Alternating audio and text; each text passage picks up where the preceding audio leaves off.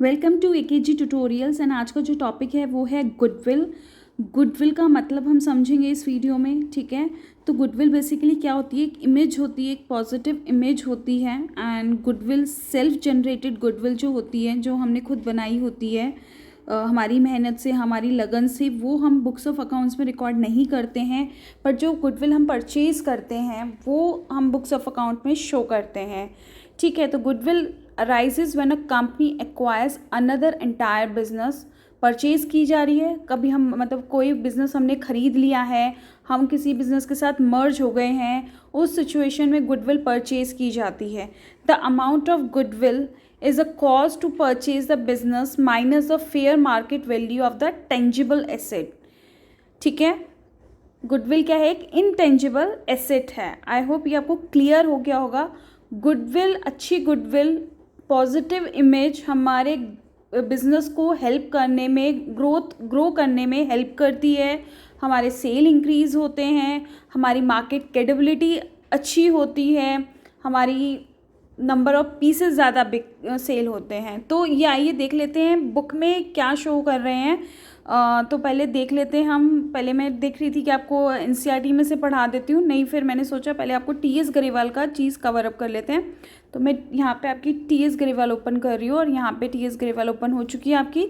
तो आइए इसको समझ लेते हैं क्या है। रिटायरिंग पार्टनर ना इंटाइटल होता है शेयर ऑफ गुडविल। जो जब वो बिजनेस फर्म छोड़ के जा रहा है तो वो अपना जो गुडविल का पार्ट है वो उसको सेल करके जाता है रिमेनिंग पार्टनर्स में। और वो कौन सी रेशियो में करता है, गेनिंग रेशियो में करता है। वो हमने सीख ली है कैलकुलेशन।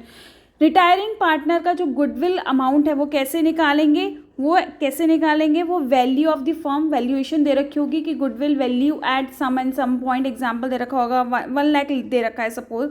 और प्रॉफिट जो पार्ट होगा, प्रॉफिट एंड शेयरिंग पार्ट होगा उसका रिटायरिंग पार्टनर का, हम उसको मल्टीप्लाई कर देंगे आपके प्रॉफिट शेयरिंग जो भी वैल्यू ऑफ गुडविल है। सपोज 1,20,000 मल्टीप्लाई बाय सपोज 2/6 था उसका पार्ट, तो आपका रिटायरिंग पार्टनर का शेयर ऑफ गुडविल आ जाएगा।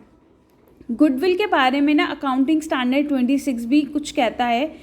इनटेंजिबल एसेट है गुडविल को, अकाउंटिंग स्टैंडर्ड 26 बोलता है goodwill is an intangible asset, ठीक है। तो आई होप ये वैल्यूएशन वाला जो थोड़ा सा पार्ट है, गुडविल का पार्ट है, वो आपको क्लियरली अच्छे से समझ आ गया होगा। हम इसे एग्जाम्पल के थ्रू भी समझेंगे और थोड़ा सा इसको रीड भी कर लेते हैं कि retiring partner is entitle to get his share of goodwill at the time of retirement. मतलब जो रिटायरिंग पार्टनर होगा वो अपना जो शेयर है वो रिमेनिंग पार्टनर को एक तरीके से सेल करके जाएगा। तो वो जो सेल करके जाएगा मतलब वो दे रहे हैं, तो वो अमाउंट डेबिटेड होंगे। वो हमें एंट्री सीख चुके हैं, एंट्री अभी हम आगे भी सीखेंगे, वो एंट्री सीखेंगे आगे। तो उसमें आपको वो चीज़ क्लियर हो जाएगी कि आपको कैसे करना है, ठीक है। अकाउंटिंग स्टैंडर्ड क्या कह रहे हैं इंटेंजिबल एसेट का, कि goodwill is recognise in the books of accounts when consideration in money और मनी वर्ड्स।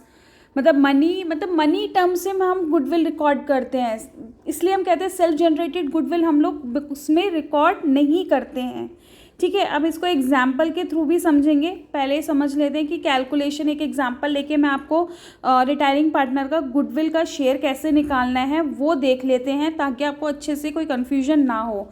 तो ले लेती हूँ मैं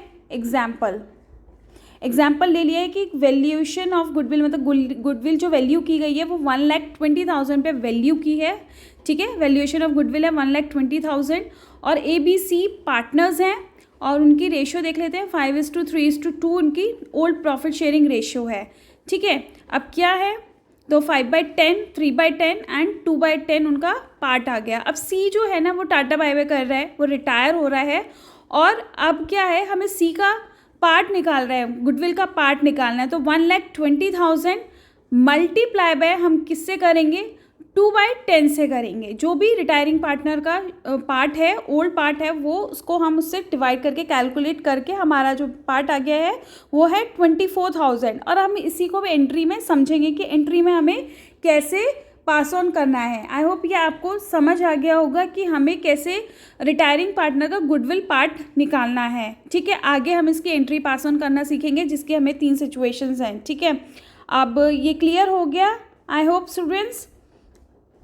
अब देख लेते हैं, दोबारा से आ जाते हैं अकाउंटिंग स्टैंडर्ड इंटेंजिबल एसेट का। इसमें है in case of admission, retirement, death of a partner और चेंज इन अ पार्टनर, इसमें goodwill is not recognise in the books of account of the firm because no consideration in money, और money worth is, वही चीज़ बोल रखी है कि money terms में अगर होगी तभी हमें जो गुडविल है वो हमें शो करनी है बुक्स ऑफ अकाउंट्स में। अगर वो सेल्फ जनरेटेड गुडविल रहेगी, कोई मनी पे नहीं किया गया, परचेज नहीं की गई, तो हम उसको बुक्स ऑफ अकाउंट में शो नहीं करेंगे। ठीक है, क्लियर है स्टूडेंट्स।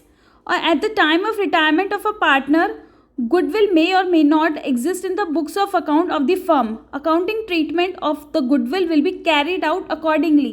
जिस हिसाब से दिया गया है, अगर मे एग्जिस्ट कर रही है, नहीं एग्जिस्ट करी, उसी अकॉर्डिंग हम लोग अकाउंटिंग ट्रीटमेंट करेंगे। तो आगे जब केसेस समझेंगे तो और डिटेल में समझ आ जाएगा। मिलते हैं नेक्स्ट वीडियो में, बाय बाय।